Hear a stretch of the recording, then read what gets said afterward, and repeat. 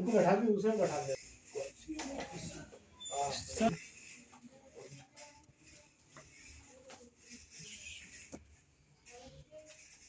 थोड़ा यहाँ पे थोड़ी रख लो।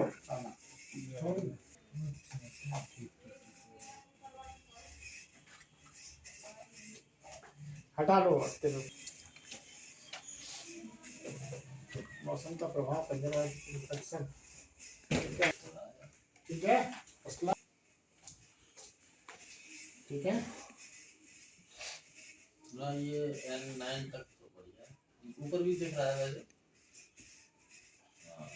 हो गया। ऑफिस में आपको वैसे भी दोनों आंखें ब्राउन कट है और उल्टा मोतिया बिंदु जिसे काला मोतिया बोलते हैं। ठीक है ना। इसमें क्या सिम्टम्स होते हैं? धूप में इनको दिक्कत होती होगी, धूप में देखने में, धूप में देखने में दिक्कत होती होगी, छाया में आपको अच्छा दिखता होगा। ये बिल्कुल मैच्योर हो चुका है और एक एक करके ऑपरेशन कराते हैं। ठीक है, आज फाइल बनवा लीजिएगा। ठीक है ना, इन्वेस्टिगेशन हो जाएंगे, उसके बाद आपको डेट मिल जाएगी। आप रिपोर्ट कैसे होती है आपको?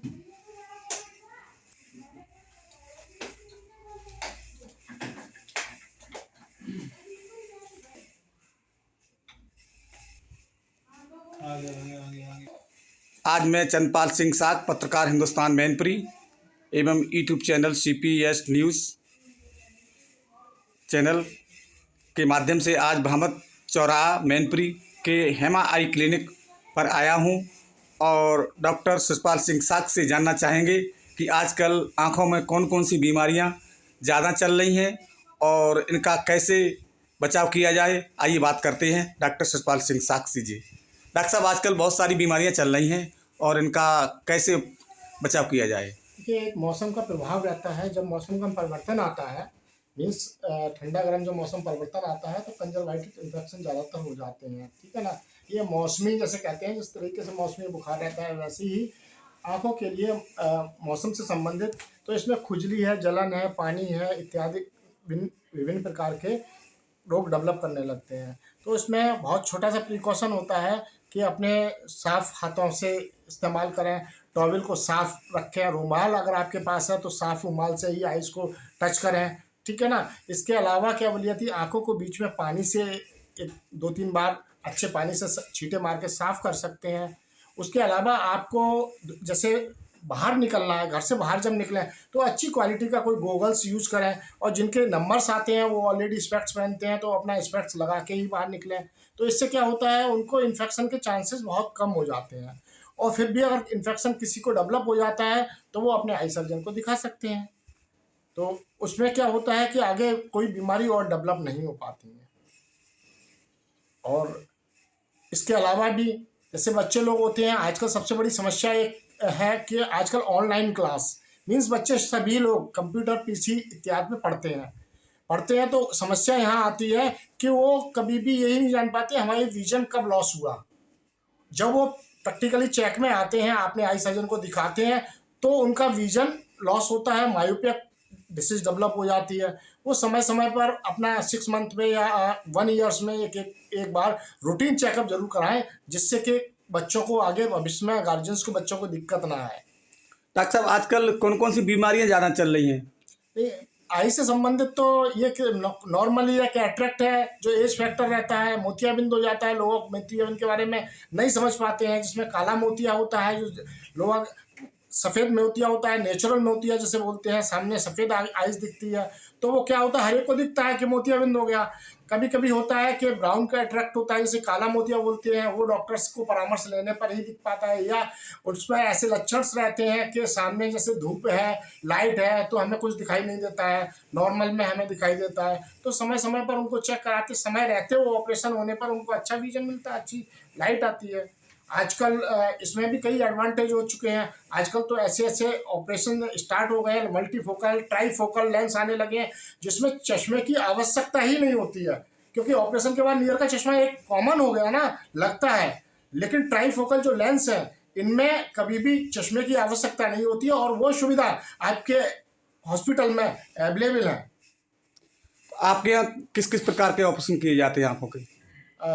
अपने यहाँ सभी प्रकार के ऑपरेशंस रहते हैं। मोतियाबिंद का ऑपरेशन है ना, ग्लूकोमा का ऑपरेशन है, जो भी आई से संबंधित जो भी डिसीज रहती है सभी का लगभग ऑपरेशन होता है। ये मेन फोकस कैटरेक्ट ज़्यादा है आज मैनपुरी की आसपास का जो क्षेत्र है, काफ़ी हम लोग ग्रामीण क्षेत्र से बिलोंग करते हैं, यहाँ की पब्लिक इतना जागरूक नहीं है, तो सबसे ज़्यादा उनकी समस्याएं रहती हैं मोतियाबिंद की।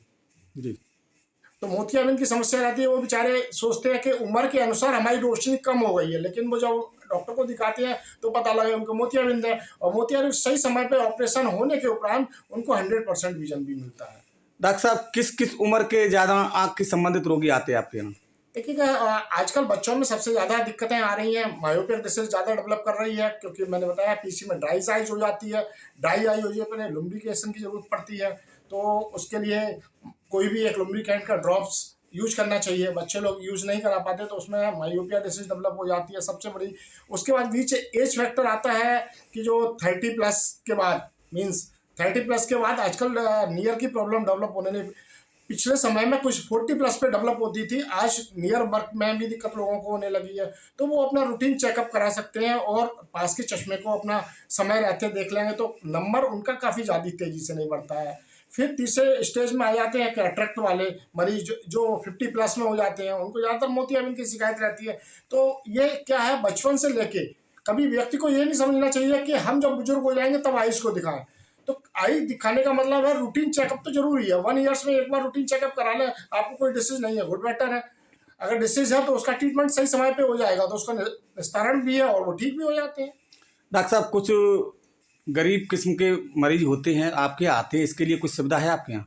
हमारे यहाँ चैरिटेबल्स वैसे ही रहता है, जितने भी ऑपरेशन होते हैं एक चैरिटेबल के थ्रू, जो हमारे चैरिटेबल्स SNRD चैरिटेबल ट्रस्ट हम लोग के तहत जो कार्य करते हैं, उसमें हम लोग सभी मरीजों को निःशुल्क ऑपरेशन की दवाइयाँ वितरित करते हैं। आज तक कभी किसी से पैसा नहीं लिया गया है।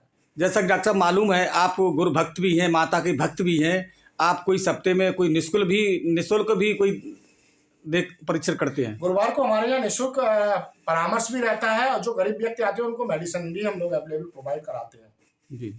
और कोई व्यक्ति वास्तविक गरीब है तो उनके लिए भी सुविधा है कि उनको हम लोग निःशुल्क ऑपरेशन भी करते हैं। डॉक्टर साहब, आपके यहाँ स्मार्ट कार्ड एक बताया गया है सरकार द्वारा, उसकी भी सुविधा है क्या? यह आयुष्मान की सुविधा हमारे यहाँ ऑलरेडी है। आयुष्मान से अभी तक हम लोग 2000 से ऊपर ऑपरेशन कर चुके हैं, सारे ऑपरेशन सफल हुए हैं।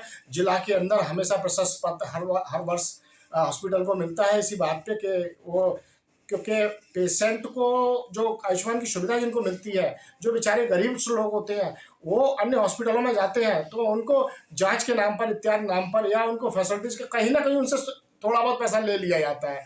लेकिन यहाँ से जो पेशेंट ऑपरेशन करा के जाता है वो खुद कहता है कि मैं भैया एक भी पैसा नहीं लिया, और लास्ट तक वो हमेशा कहता है, और उन्हीं के द्वारा मेरे पेशेंट टू पेशेंट भेजते हैं। मेरी कोई ऐड नहीं है, मेरा सब चैन के थ्रू ही ऐड है।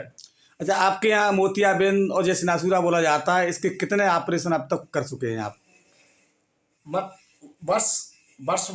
वर्षवार सभी लगभग हम लोग 500 ऑपरेशन कर चुके हैं जी। अब जैसे अब मौसम आ रहा है तो अब किस प्रकार के ऑपरेशन कर रहे हैं आप? अभी तो मोतियाबिंद के सबसे ज्यादा ऑपरेशन चल रहे हमारे हैं। यहाँ चल रहे हैं। अच्छा, तो आपके यहाँ बाहर से भी डॉक्टर आते हैं? जी हाँ, समय क्या रहता है? हमारा 9 बजे से 1 बजे तक, शाम को 4 बजे से 6 बजे तक।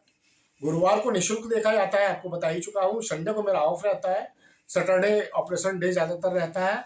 और हमारे यहाँ जो भी हम सर्जन हायर होते हैं वो हम लोग एक नॉर्मली लोग अपने किसी भी सर्जन से करा लेते हैं, हम लोग वो सर्जन से कराते हैं जो वास्तविक जिनके रिजल्ट्स आज तक बढ़िया आए हुए हैं।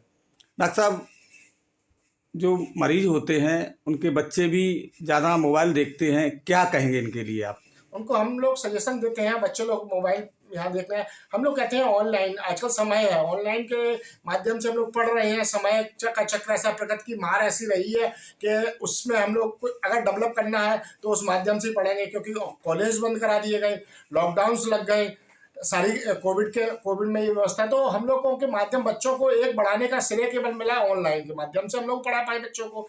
तो बच्चों में ऑनलाइन के माध्यम से जब हम पढ़ा पाए हैं तो उनमें स्वाभाविक है कि बच्चों में जो ड्राइनेस की समस्या बहुत ज़्यादा आई है, मायोपिया की समस्या बहुत ज़्यादा आई है। तो हम बच्चों को केवल यही सलाह देते हैं कि अपना वर्क जो वास्तविक है, जो स्टडी से संबंधित जो भविष्य जहाँ से आपका जुड़ा है कि वही वर्क मोबाइल पे, पीसी पे, लैपटॉप पे करिएगा, अन्यथा गेम्स में, अदर चैटिंग में, इन चीज़ों से बचें।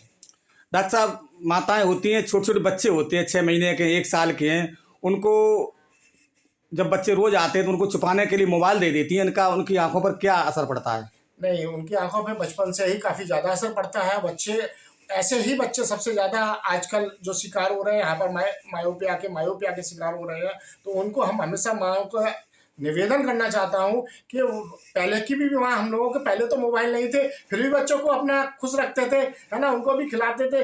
आज माध्यम बन गया है क्योंकि माँ खुद मोबाइल अपना छोड़ना नहीं चाहते हैं। जब अपना मोबाइल नहीं छोड़ना चाहेंगे तो बच्चों को तो दे ही देंगे कि बच्चा अपना शांत रहेगा, हम अपना मोबाइल में चैट करते रहेंगे। तो अपनी चैट से बचने के लिए कम से कम बच्चों पर ध्यान दें। तो मोबाइल का दोनों ही लोग प्रयोग न करें, माँ भी न करें और बेटे को भी न करने दें। डॉक्टर साहब, आपका बहुत बहुत धन्यवाद। आपने सारे लोगों को बताया है कि आँख है तो जहान है, नहीं तो दुनिया वीरान है। इसलिए सब माता बहनों से निवेदन किया है डॉक्टर साहब ने कि इन बच्चों को मोबाइल से दूर रखें, खासकर नन्हे मुन्ने बच्चे होते उनको दूर रखें और पढ़ाई पर विशेष ध्यान दें। मैनपुरी से चंदपाल, साख की रिपोर्ट।